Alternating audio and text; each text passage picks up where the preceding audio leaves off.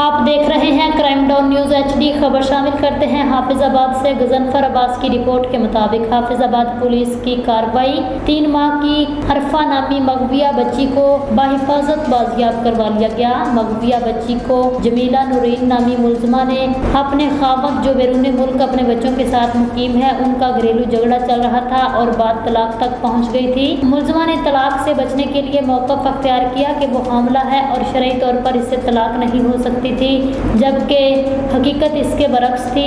ملزمہ نے طلاق سے بچنے کے لیے عرفہ نامی نومولود بچی کو اغوا کیا اور گجرانوالہ اپنے گھر لے گئی۔ پولیس حافظ آباد، CIA پولیس اور تھانہ سٹی حافظ آباد کی ٹیموں نے جدید ٹیکنالوجی اور بڑی جان فشانی سے مغویہ کو ٹریس کیا۔ حافظ آباد ملزمہ جمیلہ عرف نورین کو گرفتار کر لیا گیا۔ مزید تفتیش جاری ہے۔ DPO حافظ آباد فیصل گلزار نے CIA کی ٹیم اور SHO تھانہ سٹی حافظ آباد کو شاباش دی اور نقد انعام کا اعلان بھی کیا۔